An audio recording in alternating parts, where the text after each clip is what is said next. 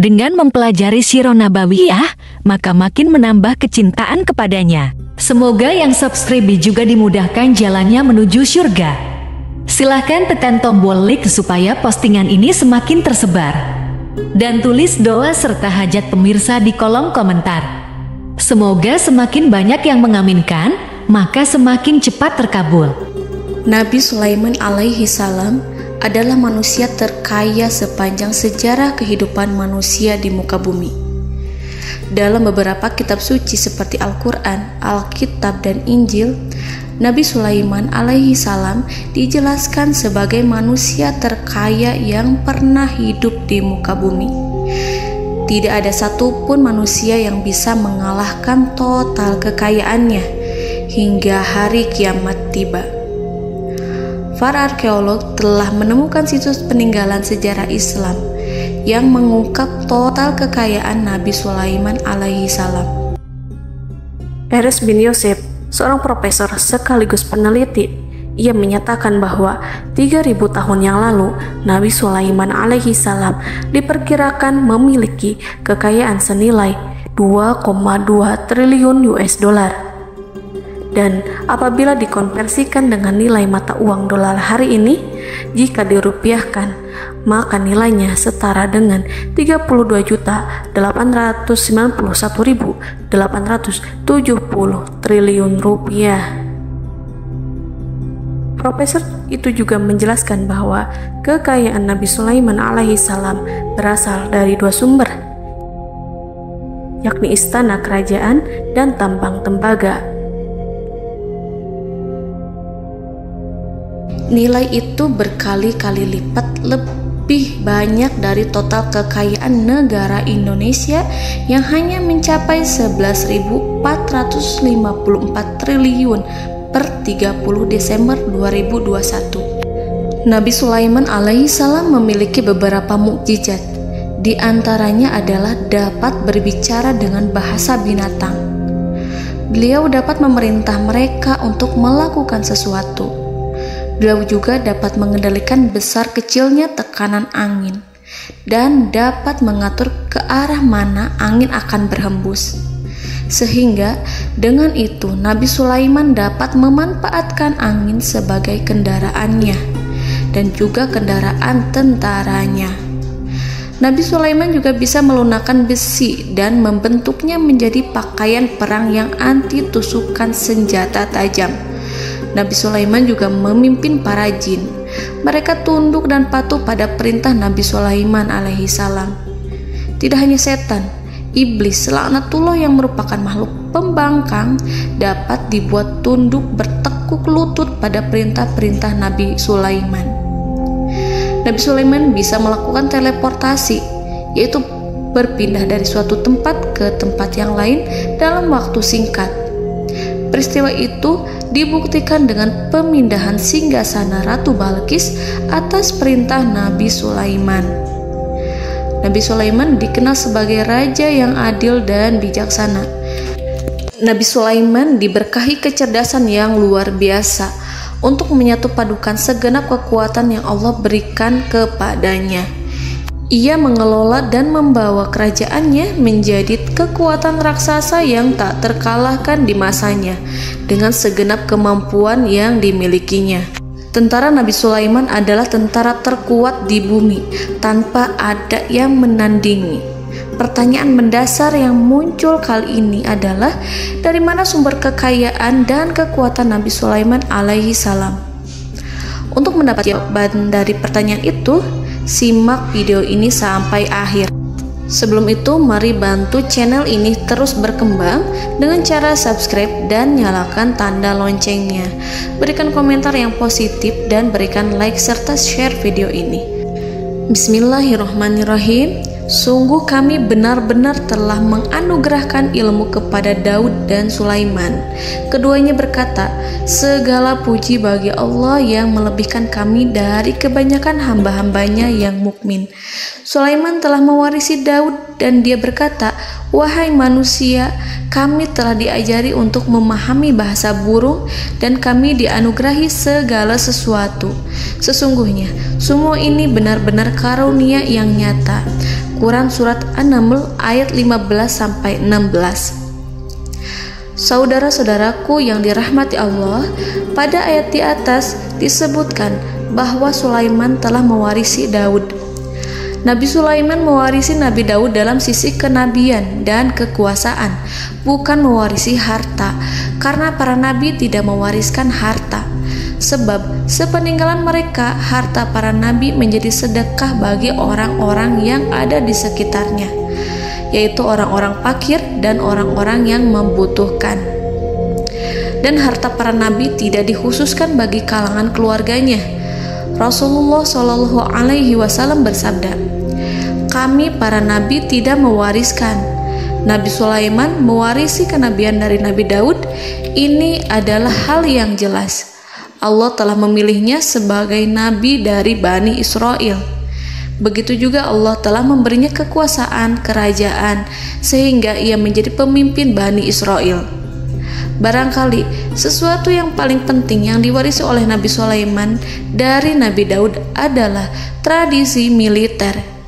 Kemajuan militer yang dahsyat telah berpindah kepada Nabi Sulaiman.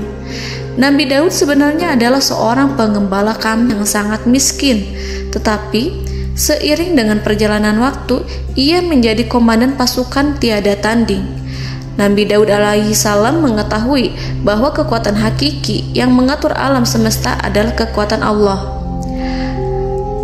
Ketika Nabi Daud mengelurkan tangannya dan memegang potongan batu, lalu beliau melemparkannya dengan ketepel ke arah Jalut, kepala Jalut retak dan ambruk menghantam tanah.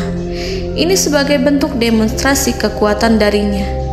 Kehadiran Nabi Daud mengubah pasukan Bani Israel, di mana mereka sebelumnya lari jika berhadapan dengan musuh. Maka kini keberadaan mereka mulai diperhitungkan di masa hidupnya. Nabi Daud mengalami peperangan yang sangat banyak, tapi Al-Quran tidak menceritakan secara terperinci. Hal itu dikarenakan karena Al-Quran adalah kitab dakwah di jalan Allah, bukan kitab sejarah. Al-Quran hanya menceritakan di dalam Al-Quran surat Shad ayat 20, "Dan kami kuatkan kerajaannya, kerajaan Daud." Ayat tersebut berarti bahwa Nabi Daud belum terkalahkan dalam peperangan yang diikutinya. Di samping dukungan yang Allah berikan kepadanya, juga pasukan dan rakyatnya, di mana mereka adalah orang-orang yang bertauhid, menyerahkan diri kepada Allah. Allah Subhanahu wa Ta'ala mengajarkan kepada Nabi Daud hal-hal yang menjadikan pasukannya memiliki keistimewaan yang dengannya mereka dapat mengalahkan pasukan-pasukan lain, pasukan-pasukan besar yang ada di bumi pada saat itu. Allah Subhanahu wa Ta'ala berfirman dalam surat Saba ayat 10, "Dan kami telah melunakkan besi untuknya." Baju besi mungkin akan menjadi masalah dalam benak kita. Ketika orang-orang yang berperang, baju besi cukup mengganggu gerakan mereka.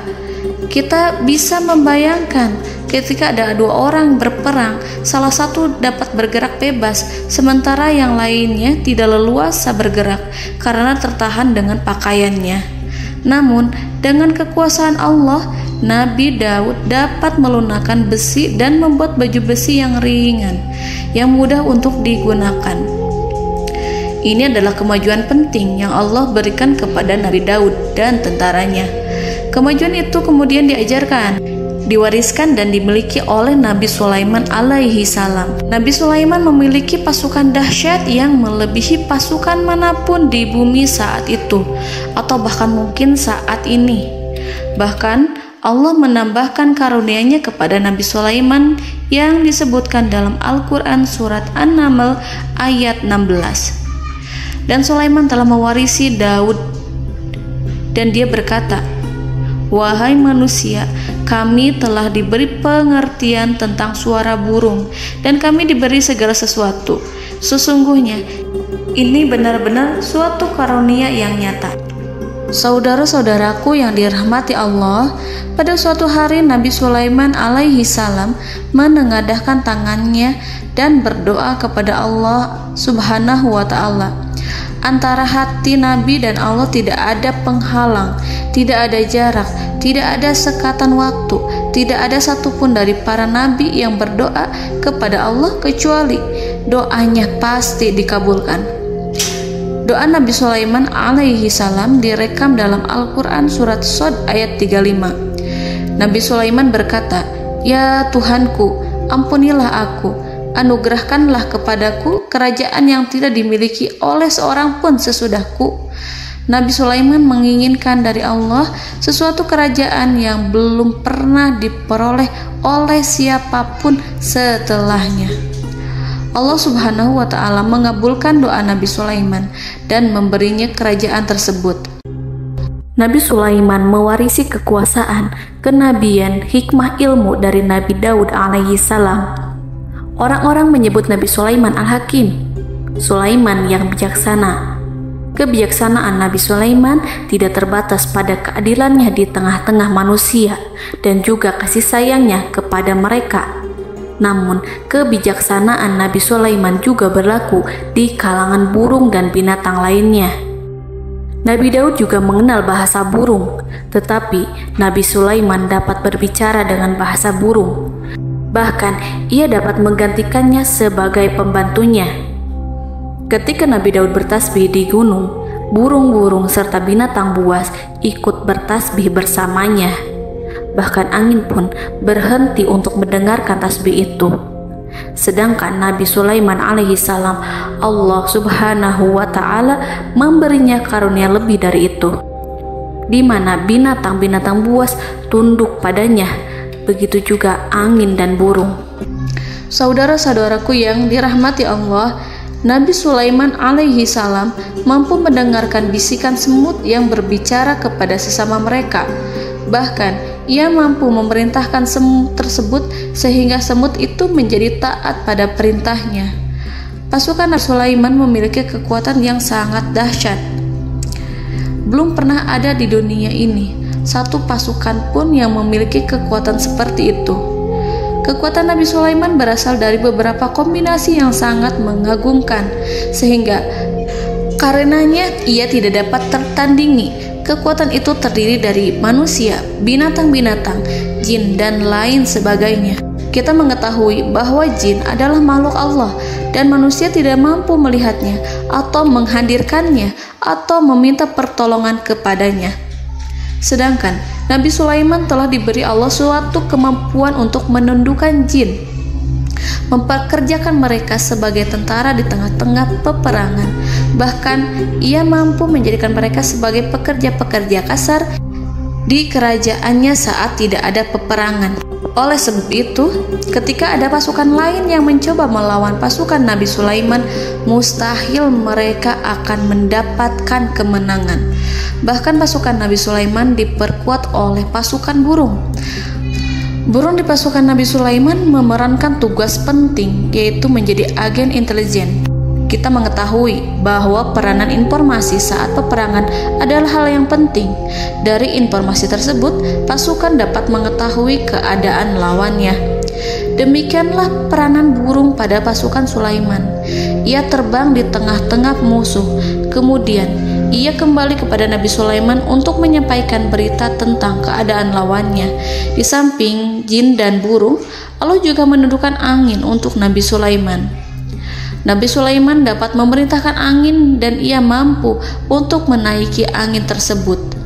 Dalam Al-Quran surat Shad ayat 36-40, Allah Subhanahu wa ta'ala berfirman, "Kami tundukkan kepada angin yang berhembus dengan baik menurut kemana saja yang dikehendaki Sulaiman. Dan kami tundukkan pula kepadanya setan-setan, semuanya ahli bangunan dan penyelam, dan setan yang lain yang terikat dalam belenggu. Inilah anugerah kami, maka berikanlah kepada orang lain atau tahanlah untuk dirimu tanpa perhitungan, dan sesungguhnya dia mempunyai kedudukan yang dekat pada sisi kami dan tempat kembali yang baik."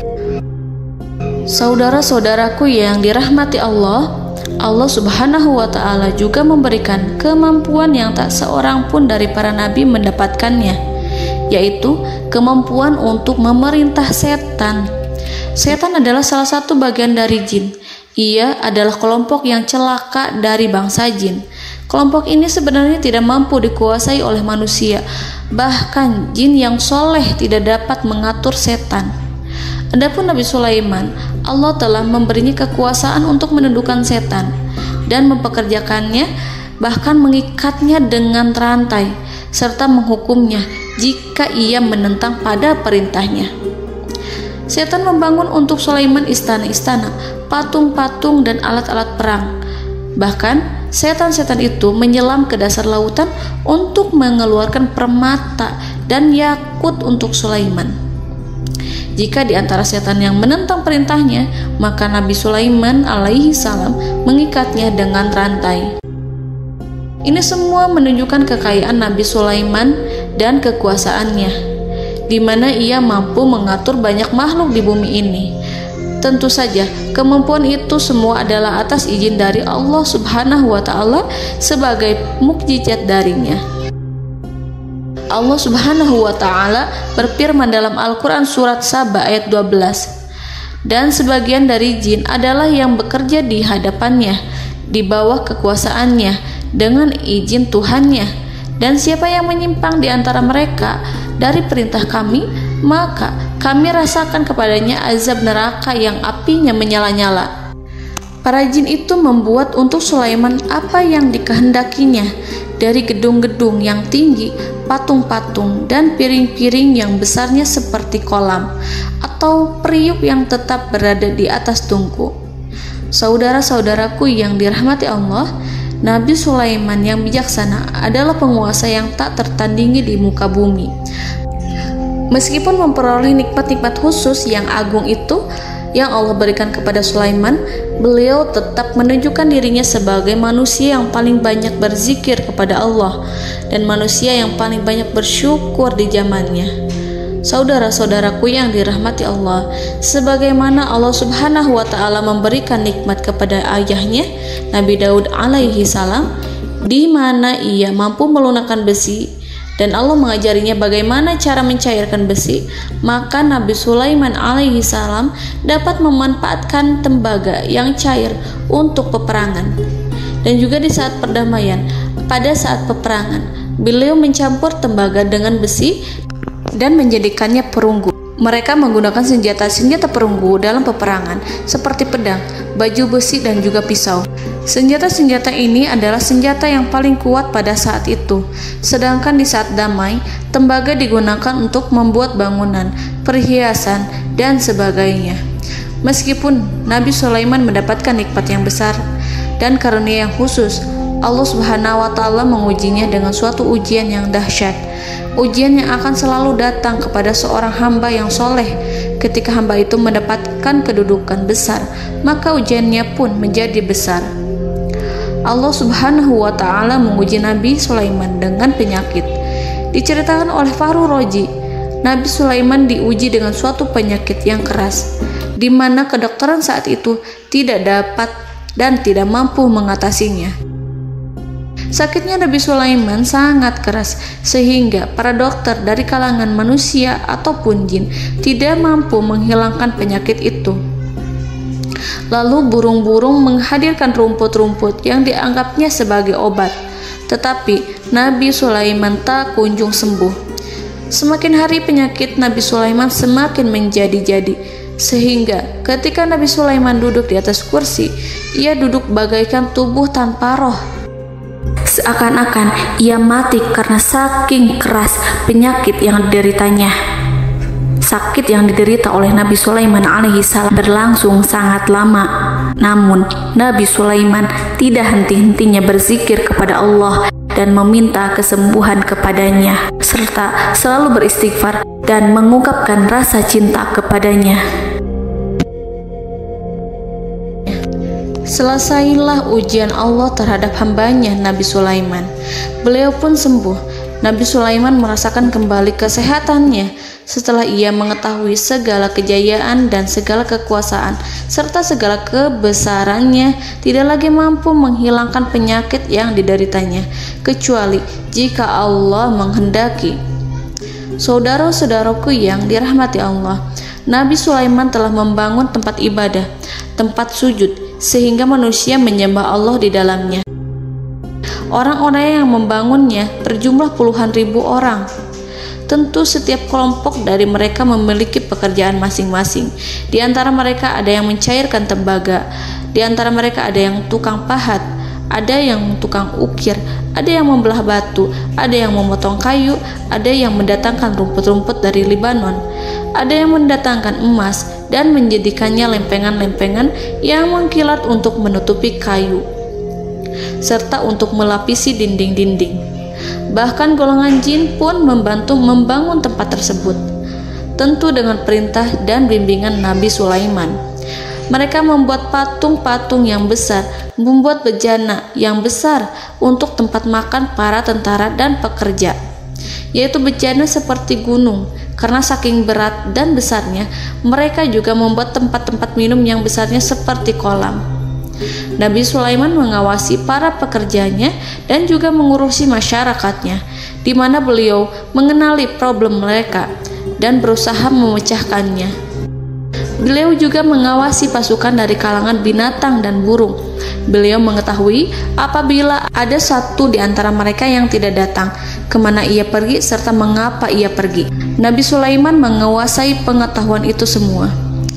Nabi Sulaiman bukan hanya mengetahui problem tentara-tentaranya dari kalangan manusia ataupun tentaranya dari kalangan burung, namun ia juga menunjukkan kasih sayang terhadap semut, di mana beliau mendengar bisikannya dan tidak suka untuk menginjaknya. Nabi Sulaiman selalu menundukkan kepalanya ke bumi sebagai bentuk rasa rendah diri dan syukur kepada Allah. Pada suatu hari, Nabi Sulaiman alaihi salam berjalan di depan tentaranya dan tiba-tiba ia mendengar suara semut yang berkata kepada temannya dari kalangan semut. Hal itu terekam dalam Al-Quran surat An-Naml ayat 18-19. Wahai semut-semut, masuklah ke dalam sarang-sarangmu agar kamu tidak terinjak oleh Sulaiman dan tentaranya, sedangkan mereka tidak menyadarinya. Nabi Sulaiman alaihi salam tersenyum mendengar itu dan ia berdoa, "Ya Allah, ya Tuhanku, berilah aku ilham untuk tetap mensyukuri nikmat-Mu yang telah Engkau anugerahkan kepadaku dan kepada kedua orang ibu bapakku, dan untuk mengerjakan amal soleh yang Kau ridhoi, dan masukkanlah aku ke dalam rahmat-Mu, ke dalam golongan hamba-hamba-Mu yang soleh." Saudara-saudaraku yang dirahmati Allah, meskipun Nabi Sulaiman mendapatkan kekuasaan dan memiliki tentara yang besar, namun beliau menunjukkan kasih sayang terhadap bangsa semut. Beliau mendengarkan bisikannya dan melihat semut yang ada di depannya. Oleh karena itu, tak mungkin baginya untuk menginjak golongan semut itu. Nabi Sulaiman bersyukur kepada Allah telah memberinya nikmat, yaitu nikmat rahmat dan kasih sayang. Di samping itu, Nabi Sulaiman alaihi salam adalah orang paling kaya di dunia. Istananya terbuat dari kayu gaharu yang memiliki wangi harum. Istananya terbuat dari emas yang terkadang dari kristal. Beliau juga memiliki kursi besar yang terbuat dari emas dan permata. Istana Nabi Sulaiman merupakan istana yang paling besar di dunia. Nabi Sulaiman menggunakan pakaian dari emas dan permata. Meskipun demikian, Nabi Sulaiman tetap menunjukkan sebagai hamba yang berserah diri dan rendah diri di hadapan Allah Subhanahu wa Ta'ala. Nabi Sulaiman yang merendahkan diri di hadapan Allah, ia selalu sujud kepada Allah, sebagaimana ayahnya yang selalu bertasbih pada Allah. Nabi Sulaiman selalu melantunkan lagu-lagu cinta ilahi dan hanya memuji Allah Subhanahu wa Ta'ala.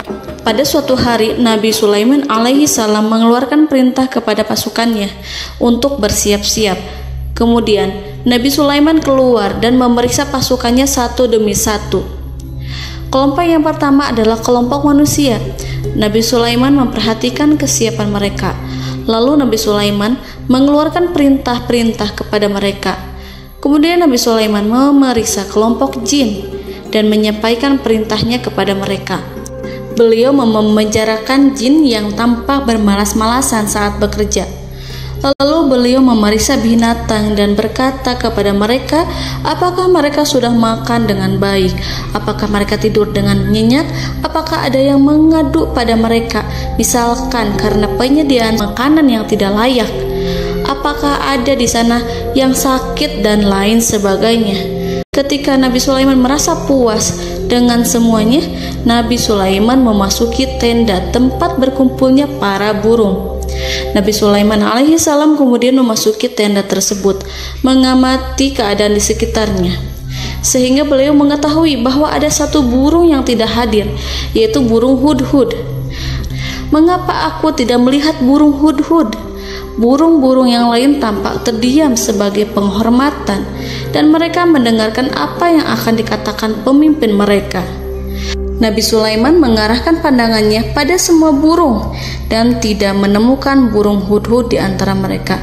Tak seekor burung pun yang mengetahui keberadaannya. Burung hudhud absen pada apel wajib kali ini. Nabi Sulaiman mulai menampakkan kemarahannya. Tiba-tiba, seekor burung kecil memberanikan diri untuk berkata kepada Nabi Sulaiman, "Wahai Nabi yang mulia, seharusnya hudhud ada bersamaku kemarin untuk melaksanakan tugas penyelidikan. Ia adalah pemimpin misi itu. Namun, burung hudhud belum datang. Oleh karena itu, aku tidak pergi bersamanya." Burung itu tampak gemetar. Nabi Sulaiman mengetahui bahwa hudhud tidak hadir dan tak seorang pun mengetahui kemana ia pergi. Burung hudhud pergi tanpa izin terlebih dahulu. Dalam keadaan marah, Nabi Sulaiman berkata, "Sungguh aku benar-benar akan mengazabnya dengan azab yang sangat keras atau benar-benar menyembelihnya, kecuali jika ia benar-benar datang kepadaku dengan alasan yang jelas." Kawanan burung-burung mengetahui bahwa Nabi Sulaiman sedang marah dan telah menetapkan untuk menyiksa burung hudhud atau menyembelihnya atau justru memaafkannya dengan syarat ia datang dengan membawa alasan yang dapat menyelamatkannya, atau dengan kata lain, burung hudhud dapat memastikan bahwa ia melaksanakan tugas yang penting. Nabi Sulaiman menunjukkan kemarahan yang besar sehingga siapapun akan merasa takut kepada Nabi Sulaiman yang marah. Nabi Sulaiman kemudian pergi dari tempat burung tersebut. Nabi Sulaiman masih memikirkan keadaan burung hudhud. Seharusnya burung hudhud menjadi bagian penting dari badan intelijen. Apakah ia pergi untuk menyingkap suatu, atau apakah ia pergi hanya untuk bermain-main? Nabi Sulaiman telah memperhatikan dan mengetahui bahwa burung hudhud adalah seekor burung yang cerdik dan juga fasih berbicara. Terkadang Nabi Sulaiman mendapati burung hudhud sedang bermain-main dan menunda-nunda pekerjaannya. Namun ketika Nabi Sulaiman melihatnya, burung hudhud memahami bahwa perbuatannya tidak benar. Oleh karena itu, ia tidak boleh menyampur adukan antara waktu serius dan waktu bermain. Tidak lama setelah itu, burung hudhud tiba di tempat para burung. Burung-burung yang lain berkata kepadanya, "Wahai hudhud, pergilah engkau ke tempat Nabi Sulaiman. Jika ia mengetahui bahwa engkau telah sampai, jiwamu benar-benar terancam." Mendengar itu, burung hudhud segera beranjak. Ia terbang menemui Nabi Sulaiman. Pada waktu itu, Nabi Sulaiman sedang duduk bersama tentaranya yang lain. Burung hudhud berdiri. Ia telah merencanakan untuk memulai pembicaraan dengan Nabi Sulaiman sebelum Nabi Sulaiman bertanya kepadanya kemana dia pergi. Ini sebagai bukti bahwa hudhud telah melaksanakan suatu tugas yang penting. Dalam Al-Quran Surat An-Naml ayat 22, burung hudhud berbicara, "Aku telah mengetahui sesuatu yang kamu belum mengetahuinya, dan kubawa kepadamu dari negeri Saba suatu berita penting yang diyakini seakan-akan burung hudhud hendak berkata, 'Aku adalah hudhud yang miskin, tapi aku mengetahui apa yang tidak engkau ketahui, dan aku telah datang kepadamu dari kerajaan Saba dengan membawa berita yang sangat penting.'" Nabi Sulaiman tampak terdiam menunggu hudhud menyelesaikan kisahnya. Dalam surat An-Naml ayat 23-24, burung hudhud berkata, Sesungguhnya aku menjumpai seorang wanita yang memerintah mereka.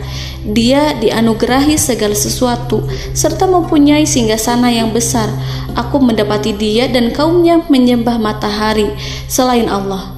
Dan setan-setan telah menjadikan mereka memandang indah perbuatan-perbuatan mereka, lalu menghalangi mereka dari jalan Allah, sehingga mereka tidak mendapat petunjuk.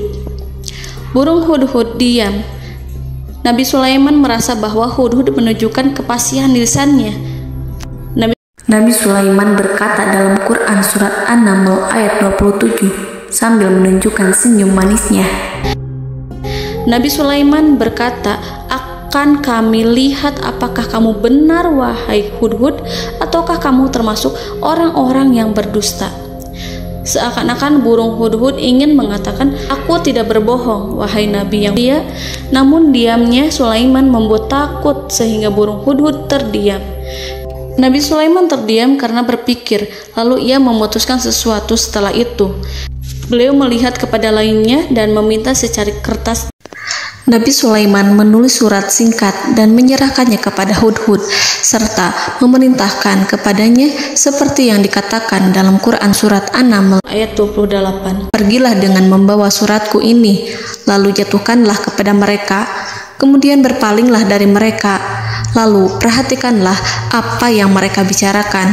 Al-Quranul Karim hanya menceritakan dalam Quran surat An-Naml bagaimana perginya hudhud dan bagaimana ia menyerahkan surat itu. Lalu Al-Quran langsung menyebut keadaan kerajaan Balqis yang saat itu sedang membaca surat di depan para pembesar kerajaan dan para menterinya. Dalam Al-Quran surat An-Naml ayat 29-31 berkatalah Balqis, "Wahai pembesar-pembesar, sesungguhnya telah dijatuhkan kepadaku sebuah surat yang mulia. Sesungguhnya surat ini dari Sulaiman, dan sesungguhnya isinya dengan menyebut nama Allah yang Maha Pengasih lagi Maha Penyayang, bahwa janganlah kalian berlaku sombong terhadapku, dan datanglah kepadaku sebagai orang yang berserah diri." Saudara-saudaraku yang dirahmati Allah, dalam surat tersebut Nabi Sulaiman menyebutkan supaya mereka menyerahkan diri dan tunduk kepada perintah Nabi Sulaiman. Nabi Sulaiman memerintahkan agar mereka meninggalkan penyembahan terhadap matahari. Nabi Sulaiman tidak mempersoalkan akidah mereka dan tidak memuaskan mereka dengan apapun. Nabi Sulaiman hanya memerintahkan bahwa ia berada di atas kebenaran. Bukankah ia didukung kekuatan yang berlandaskan keyakinan yang dimilikinya? Nabi Sulaiman hanya memerintahkan mereka agar tunduk dan patuh kepadanya. Ratu Sabak menyampaikan surat tersebut di tengah-tengah kaumnya. Dalam Quran surat An-Naml ayat 32 dijelaskan, "Dan berkatalah Balqis, wahai para pembesar, berilah aku pertimbangan dalam urusanku ini. Aku tidak pernah memutuskan sesuatu persoalan sebelum kamu berada dalam majelisku." Saudara-saudaraku yang dirahmati Allah, para pembesar istana Balqis menentang surat tersebut. Isi surat itu membangkitkan kesombongan kaum Sabak, di mana mereka merasa lebih kuat. Mereka mengetahui bahwa di sana ada seorang yang mencoba menentang mereka dan mengisyaratkan peperangan kepada mereka. Lalu ia meminta kepada mereka untuk memenuhi syarat-syaratnya sebelum terjadinya peperangan dan kekalahan. Dalam surat An-Naml ayat 33, mereka menjawab, "Kita adalah orang-orang yang memiliki kekuatan dan juga memiliki keberanian yang sangat besar dalam peperangan. Dan keputusan berada di tanganmu, wahai rajaku. Maka pertimbangkanlah apa yang akan kamu perintahkan." Saudara-saudaraku yang dirahmati Allah, para pembesar kaum Sabak seakan ingin berkata, "Kita siap untuk melaksanakan perang." Tampaknya ratu itu memiliki kebijakan yang lebih baik dari pembesar kaumnya. Surat Sulaiman itu membuatnya berpikir lebih jernih dan lebih berhati-hati. Ia berusaha sebisa mungkin menghindari peperangan. Ratu itu berpikir dalam tempo yang lama. Nama Sulaiman tidak diketahuinya dan ia pun belum pernah mendengarnya. Oleh karena itu, Ratu kaum Sabak tidak mampu mengetahui dan mendeteksi seberapa besar kekuatan Nabi Sulaiman. boleh jadi Nabi Sulaiman memiliki kekuatan yang dahsyat sehingga ia mampu memerangi kekuasaannya dan mengalahkannya. Kemudian ratu memperhatikan apa yang ada di sekelilingnya. Ia melihat kemajuan masyarakatnya dan juga kekayaannya. Barangkali ia mengira bahwa Nabi Sulaiman iri terhadap kemajuan dan kekayaannya itu, sehingga Nabi Sulaiman ingin menyerangnya. Setelah mempertimbangkan isi surat Nabi Sulaiman dengan cermat, Ratu Saba memilih untuk tidak bersikap ceroboh dan bodoh. Ratu lebih suka untuk menggunakan bahasa kelembutan. Ia mengirim kepada Nabi Sulaiman suatu hadiah yang besar. Ratu mengira bahwa Nabi Sulaiman seorang yang ambisius, yang boleh jadi ia telah mendengar tentang kekayaan kerajaan Saba. Para utusan pergi dengan membawa hadiah dari Ratu Saba. Ratu berharap agar mereka dapat memasuki kerajaan Nabi Sulaiman dan akan mengetahui kondisi kerajaannya. Saat mereka pulang, Ratu ingin mendengar secara langsung dari mereka tentang bagaimana keadaan kaum Nabi Sulaiman dan pasukannya. Setelah mendapatkan informasi yang cukup, maka Ratu Balqis dapat membuat sesuatu keputusan yang tepat. Ratu menyembunyikan apa yang terlintas dalam pikirannya, lalu ia berbicara kepada pembesar istananya bahwa ia dapat menyingkap niat jahat Raja Sulaiman melalui cara mengirimkan hadiah kepadanya. Ratu lebih memilih cara tersebut dan menunggu reaksi dari Nabi Sulaiman. Ratu berhasil memuaskan para pembesar istana, dan untuk sementara ia menghilangkan ide untuk berperang. Karena para raja jika menyerang suatu desa, maka pemimpin desa tersebut adalah orang yang paling banyak mendapatkan kehinaan. Akhirnya, para pembesar kaumnya merasa puas dengan pikiran Ratu Balqis. Saudara-saudaraku yang dirahmati Allah, dalam surat An-Naml ayat 34-35 dijelaskan, Ratu Balqis berkata, "Sesungguhnya raja-raja apabila memasuki suatu negeri, niscaya mereka akan membinasakannya dan menjadikan penduduknya yang mulia menjadi hina. Dan demikian pula lah yang akan mereka perbuat. Dan sesungguhnya aku akan mengirim utusan kepada mereka dengan membawa hadiah, dan aku akan menunggu apa yang akan dibawa kembali oleh utusan itu." Kemudian sampailah hadiah dari Ratu Balqis kepada Nabi Sulaiman. Para intelijen Nabi Sulaiman memberitahunya bahwa utusan Balqis datang dengan membawa hadiah. Nabi Sulaiman langsung mengetahui bahwa Ratu Balqis itu sengaja mengirim orang-orangnya untuk mengetahui atau untuk mendapatkan informasi tentang kekuatannya. Lalu setelah itu ia akan mengambil keputusan atau mengambil sikap kepada kerajaan Sulaiman. Nabi Sulaiman segera memanggil semua pasukannya untuk berkumpul. Utusan Balqis segera memasuki istana Nabi yang dipenuhi dengan pasukan yang besar bersenjata. Melihat itu, utusan Ratu Balqis tercengang dan terkejut ketika mereka melihat kekayaan yang mereka bawa tidak ada apa-apanya dibandingkan dengan kerajaan Nabi Sulaiman. Hadiah mereka tampak tidak berarti. Emas yang mereka bawa tampak tidak memiliki makna saat mereka memasuki istana Nabi Sulaiman yang terbuat dari kayu-kayu pohon gaharu yang mengeluarkan bau yang harum serta dihiasi dengan emas permata. Para utusan Ratu Balqis berdiri bersama Nabi Sulaiman dan menyaksikan bagaimana Nabi Sulaiman mengendalikan pasukannya. Kemudian mereka mulai berpikir tentang kekuatan dan kualitas pasukan Nabi Sulaiman. Betapa kagetnya mereka ketika melihat di tengah-tengah pasukan itu terdapat singa, burung, dan tentara dari kalangan manusia yang mampu terbang. Mereka pun sadar bahwa mereka di hadapan pasukan yang tiada tandingannya. Selesailah demonstrasi pasukan Nabi Sulaiman. Kemudian para utusan ratu dipersilahkan maju ke tempat hidangan makanan. Para utusan itu sangat terkejut ketika melihat berbagai macam makanan dari penjuru dunia ada di depannya. Dan di antara makanan itu terdapat pula makanan yang biasa ditemukan di negeri mereka. Tetapi mereka melihat bahwa makanan itu memiliki rasa yang lebih istimewa. Selain itu, piring-piring yang ada di depan mereka terbuat dari emas dan mereka dilayani oleh laki-laki yang berhias dengan emas. Di meja makan itu terdapat burung, ikan laut, dan berbagai macam daging yang mereka tidak mampu lagi membedakan daging apa itu. Nabi Sulaiman tidak makan bersama mereka, tapi beliau makan dengan menggunakan piring yang terbuat dari kayu. Beliau memakan roti yang kering yang dicampur dengan minyak. Inilah makanan yang dipilih Nabi Sulaiman. Makan bersama mereka dalam keadaan diam, mereka merasa kehadiran Nabi Sulaiman menciptakan suatu wibawa yang luar biasa. Selesai perjamuan itu, lalu dengan sangat malu mereka menyerahkan hadiah dari Ratu Balqis kepada Nabi Sulaiman. Hadiah itu berupa emas yang bagi mereka hadiah itu sangat bernilai tinggi. Tapi di sini hadiah itu tampak kecil di hadapan kekayaan Nabi Sulaiman yang sangat mengagumkan. Nabi Sulaiman memperhatikan hadiah dari Ratu Balqis itu dan berkata dalam Quran surat An-Naml ayat 36, "Maka apa yang diberikan Allah kepadaku lebih baik daripada apa yang diberikannya kepadamu, tetapi kamu merasa bangga dengan hadiahmu." Saudara-saudaraku, Raja Sulaiman menyingkap dengan kata-katanya yang singkat itu penolakannya terhadap hadiah mereka.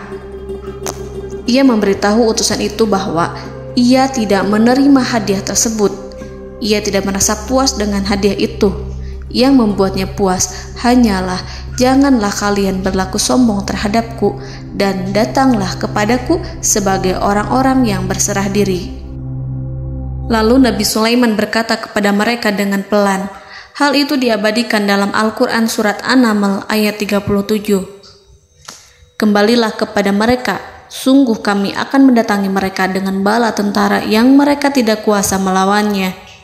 Dan pasti kami akan mengusir mereka dari negara itu, yaitu negeri Saba, dengan terhina. Dan mereka akan menjadi tawanan-tawanan yang hina." Saudara-saudaraku yang dirahmati Allah, Nabi Sulaiman kemudian meninggalkan para utusan ratu setelah terlebih dahulu mengancam mereka. Para utusan itu berharap agar Nabi Sulaiman mau menunggu kunjungan Ratu Balqis yang akan membawa misi perdamaian. Akhirnya, sampailah para utusan Ratu Balqis ke negeri Saba. Mereka segera menuju istana sang ratu. Mereka memberitahu bahwa negeri mereka ada di ujung tanduk. Mereka menceritakan kepada ratu tentang kekuatan Nabi Sulaiman dan tidak mungkin bagi mereka mampu melawannya.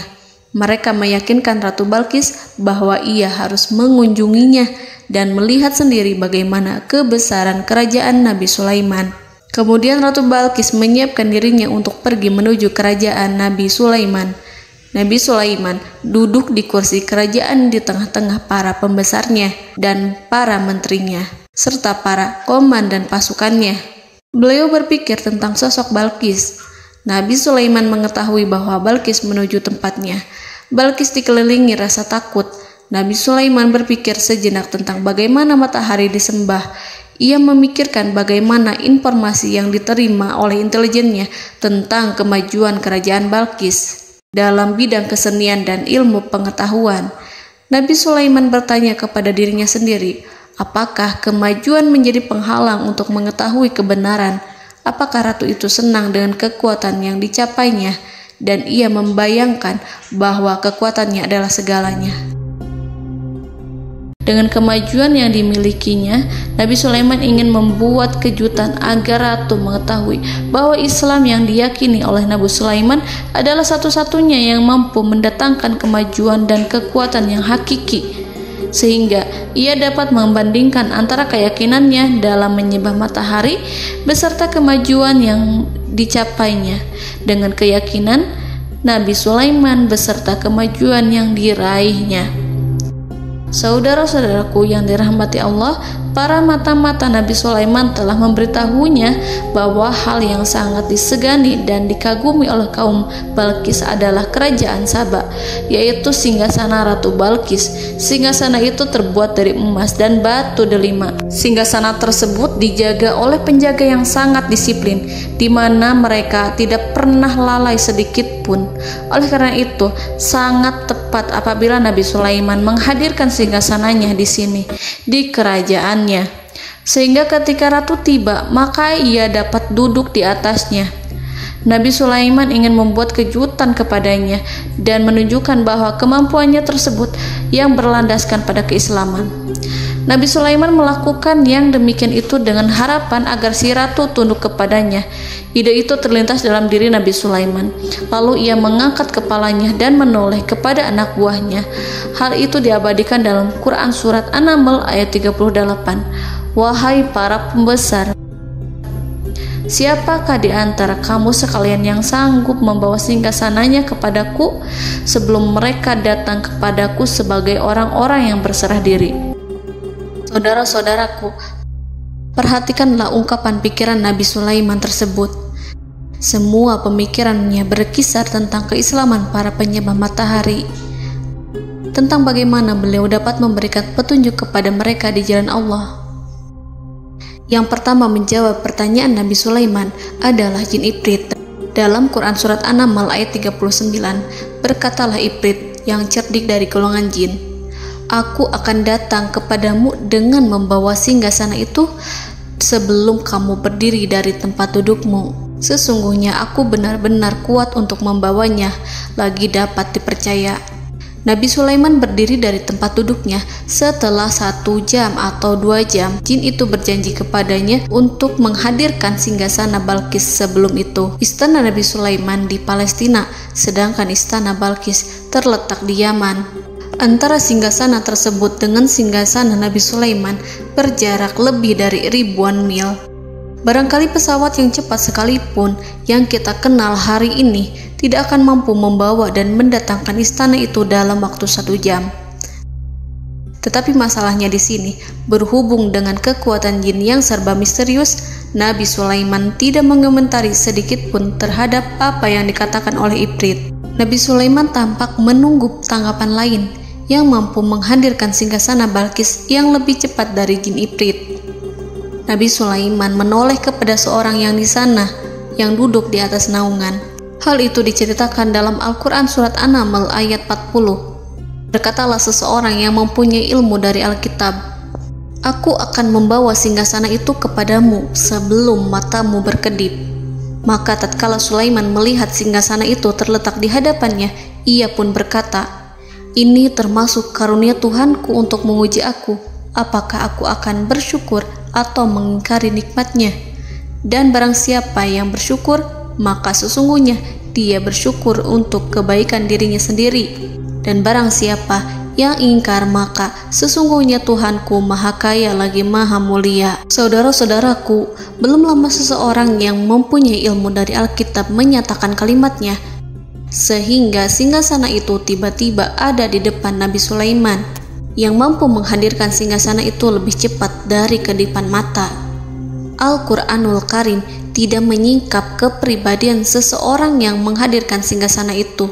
Al-Quran hanya menggarisi bahwa orang itu mempunyai ilmu dari Alkitab. Al-Quran tidak menjelaskan kepada kita apakah ia seorang malaikat ataukah manusia ataukah jin. Al-Quran sengaja tidak menyingkap hakikat kitab yang dimaksud. Saudara-saudaraku yang dirahmati Allah, setelah melihat singgasana itu, Nabi Sulaiman bersyukur kepada Allah. Ia mulai memperhatikan singgasana sang ratu. Singgasana tersebut merupakan simbol pembangunan dan juga kemajuan, tetapi tampaknya ia hanya sesuatu yang biasa saja jika dibandingkan dengan kekuasaan dan kebesaran ciptaan yang dibuat oleh manusia dan jin di kalangan istana Nabi Sulaiman. Nabi Sulaiman memikirkan dalam tempo yang sangat lama singgasana Ratu Balkis itu. Kemudian beliau memerintahkan agar singgasana itu diperbaiki, sehingga saat Ratu Balkis datang, dia akan mengujinya. Apakah Ratu Balkis dapat mengenali singgasananya ataukah tidak? Dalam Al-Quran Surat An-Naml ayat 41, Nabi Sulaiman berkata, "Ubahlah baginya singgasananya, maka kita akan melihat apakah dia mengenal ataukah dia termasuk orang-orang yang tidak mengenalnya." Saudara-saudaraku yang dirahmati Allah, Nabi Sulaiman memerintahkan agar dibangun istana yang akan digunakan untuk menyambut Ratu Balkis. Nabi Sulaiman memilih tempat di laut, dan ia memerintahkan agar dibangun suatu istana di mana sebagian besarnya terdiri dari air laut. Nabi Sulaiman memerintahkan agar lantainya itu terbuat dari kaca yang tebal dan kuat, sehingga orang-orang yang berjalan di atas istana itu akan dapat melihat di bawahnya ada ikan-ikan berwarna-warni yang berenang-renang. Dan mereka akan melihat rumput-rumput laut yang bergerak-gerak. Akhirnya, selesailah pembangunan istana itu. Saking bersihnya kaca lantainya, sehingga tampak di sana tidak ada kaca. Burung hudhud memberitahu Nabi Sulaiman bahwa Balqis telah sampai dekat kerajaannya. Kemudian Ratu Balqis datang. Al-Quran tidak menyebutkan keadaan Nabi Sulaiman saat menyambut Balqis, namun Al-Quran menunjukkan dua sikap Ratu Balqis. Yang pertama, bagaimana sikap Balqis ketika pertama kali melihat singgasananya yang datang mendahuluinya, padahal ia telah meninggalkan pengawalannya untuk tetap setia menjaga singgasananya itu. Keadaan kedua adalah keadaan di depan istana yang dibangun untuk penyambutan Balqis. Istana itu penuh dengan permata yang berenang-renang di bawahnya ikan-ikan. Dalam Quran Surat An-Naml ayat 42 dijelaskan, dan ketika Balqis datang, ditanyakanlah kepadanya, "Serupa inikah singgasanamu?" Balqis menjawab, "Seakan-akan singgasana ini adalah singgasanaku. Kami telah diberi pengetahuan sebelumnya, dan kami adalah orang-orang yang berserah diri." Saudara-saudaraku, pada dialek di atas, Balqis melihat singgasananya dan ia tercengang saat mengetahui bahwa itu adalah singgasana miliknya. Namun kemudian ia mulai ragu karena melihat tidak sepenuhnya itu singgasana miliknya. Jika itu benar-benar miliknya, lalu bagaimana ia datang mendahuluinya? Dan bila bukan singgasananya, maka bagaimana Sulaiman dapat meniru sepersis dan seteliti itu? Padahal Sulaiman tidak pernah sekalipun ke kerajaannya. Nabi Sulaiman berkata saat melihat Balqis mengamati singgasananya, "Apakah ini singgasanamu?" Balqis terlihat sangat kebingungan, namun setelah itu ia menjawab, "Sepertinya benar." Nabi Sulaiman berkata, "Kami telah diberi ilmu sebelumnya dan kami sebagai orang-orang muslim."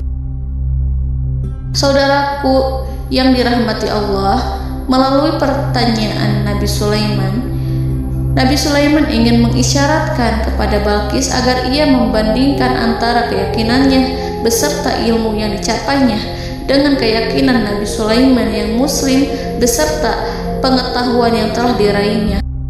Penyembahan terhadap matahari dan pencapaian ilmu yang dicapai oleh Ratu Balqis tanpa tidak ada apa-apanya dibandingkan dengan ilmu Nabi Sulaiman dan keislaman. Nabi Sulaiman telah mendahuluinya dalam bidang ilmu karena keislamannya.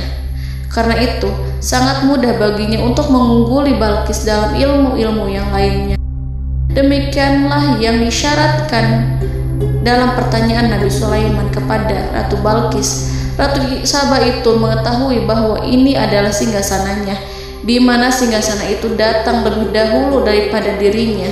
Beberapa bagian darinya telah diubah saat Balqis masih di perjalanan menuju ke tempat Nabi Sulaiman. Ia berpikir kemampuan apa yang dimiliki Nabi Sulaiman. Ratu Balqis tercengang melihat apa yang disaksikannya, yang berupa buah dari keimanan Nabi Sulaiman dan hubungannya dengan Allah Subhanahu wa Ta'ala. Sebagaimana Balqis juga tercengang ketika melihat kemajuan di bidang ilmu pembangunan, seni, dan ilmu-ilmu yang lainnya. Maka ia tidak lebih kagum lagi saat melihat hubungan yang kuat antara keislaman Nabi Sulaiman dengan ilmunya serta kemajuan yang diraihnya. Dalam Al-Quran Surat An-Naml ayat 43 dijelaskan, dan apa yang disembahnya selama ini selain Allah mencegahnya untuk melahirkan keislamannya, karena sesungguhnya ia terdahulu termasuk orang-orang yang kafir. Saudara-saudaraku yang dirahmati Allah, berguncanglah dalam benak Balqis ribuan hal ketika melihat keyakinan kaumnya runtuh di hadapan Nabi Sulaiman. Ia menyadari matahari yang disembahnya hanya merupakan ciptaan Allah, dan Allah lah yang menggerakkannya untuk hamba-hambanya. Lalu terbitlah matahari kebenaran dalam dirinya. Hatinya diterangi oleh cahaya baru yang tidak akan tenggelam seperti tenggelamnya matahari. Masa keislamannya hanya menunggu waktu. Ratu Balqis memilih waktu yang tepat untuk mengumumkan keislamannya. Allah Subhanahu wa Ta'ala berfirman dalam Quran Surat An-Naml ayat 44. Dikatakan kepadanya, masuklah ke dalam istana. Maka tatkala ia melihat lantai istana itu, dikiranya kolam air yang besar dan disingkapnya 2 betisnya. Berkatalah Sulaiman, sesungguhnya ia adalah istana licin yang terbuat dari kaca. Berkatalah Balqis, wahai Tuhanku, sesungguhnya aku telah berbuat zalim terhadap diriku dan aku berserah diri bersama Sulaiman kepada Allah Tuhan semesta alam. Saudara-saudaraku yang dirahmati Allah, dikatakan kepada Balqis, masuklah ke dalam istana. Ketika ia masuk, maka ia tidak menyaksikan adanya kaca, tetapi ia melihat air, sehingga ia mengira akan bersinggungan dengan air. Lalu ia menyingkapkan sedikit bajunya agar bajunya itu tidak basah. Nabi Sulaiman mengingatkannya tanpa melihatnya agar ia tidak khawatir terhadap pakaiannya, karena pakaiannya tidak akan basah sebab di sana tidak ada air. Itu sekedar kaca yang halus, yang saking halusnya sehingga ia tidak tampak. Pada kesempatan itulah Balqis mengumumkan keislamannya yang mengakui kelalimannya, dan ia menyatakan menyerahkan diri kepada Nabi Sulaiman dan kepada Allah Tuhan semesta alam. Lalu kaumnya pun mengikutinya dan mereka memeluk Islam. Balqis menyadari ia berhadapan dengan penguasa yang terbesar di bumi dan Nabi Allah yang mulia. Untuk pertama kalinya, wajah Sulaiman tampak dihiasi dengan senyuman yang menunjukkan kepuasannya sejak Balqis mengunjunginya. Demikianlah Nabi Sulaiman mewujudkan kejayaannya yang hakiki dan menyebarkan cahaya Islam di muka bumi. Saudara-saudaraku, Al-Quran tidak menyebutkan kisah Balqis setelah keislamannya. Para ahli tafsir mengatakan bahwa ia menikah dengan Nabi Sulaiman. Selain itu, ada yang mengatakan bahwa ia menikah dengan salah satu orang dekat Nabi Sulaiman. Ada juga yang mengatakan bahwa sebagian Raja Habasyah adalah keturunan dari buah perkawinan ini. Wallahu a'lam bishawab. Saudara-saudaraku yang dirahmati Allah, Nabi Sulaiman hidup di tengah-tengah kejayaan dan kemuliaan di bumi. Kemudian Allah menetapkan kematian untuknya, sebagaimana kehidupan Sulaiman berada di puncak kemuliaan dan kejayaan yang penuh dengan keajaiban yang luar biasa, maka kematiannya pun merupakan tanda-tanda kebesaran Allah yang penuh dengan keajaiban. Demikianlah bahwa kematiannya sesuai dengan kehidupannya, sesuai dengan kejayaannya. Allah berfirman tentang kematian Sulaiman di dalam Al-Quran Surat Saba ayat 14. Maka tatkala kami telah menetapkan kematian Nabi Sulaiman, tidak ada yang menunjukkan kepada mereka kematiannya itu kecuali rayap yang memakan tongkatnya. Maka tatkala ia telah tersungkur, tahulah jin bahwa kalau sekiranya mereka mengetahui yang gaib, tentulah mereka tidak akan tetap dalam siksa yang menghinakan. Saudara-saudaraku, kemampuan Nabi Sulaiman untuk menundukkan jin dan mempekerjakan mereka serta hubungan mereka dengan semua itu menimbulkan fitnah di tengah-tengah manusia dalam hal tertentu. Kematian Nabi Sulaiman merupakan batasan jawaban terhadap fitnah ini. Kami tidak mengetahui siapa yang mengklaim bahwa jin mengetahui hal yang gaib. Apakah itu setan yang terkutuk, atau jin yang bodoh, atau manusia yang tertipu? Kami tidak mengetahui siapa yang bertanggung jawab terhadap tersebarnya isu yang keliru ini. Yang kita ketahui adalah bahwa hal tersebut adalah mempengaruhi sebagian manusia dan jin. Barangkali manusia berkata kepada diri mereka, selama jin melakukan perbuatan yang luar biasa ini, maka apa gerangan yang menjadikan mereka tidak mengetahui hal yang gaib itu? Manusia itu lupa bahwa kunci kegaiban berada di tangan Allah. Masalah ilmu gaib tidak akan mampu dikuasai oleh jin dan manusia. Hanya Dia yang mengetahuinya, dan manusia diberitahu hanya sedikit sekali.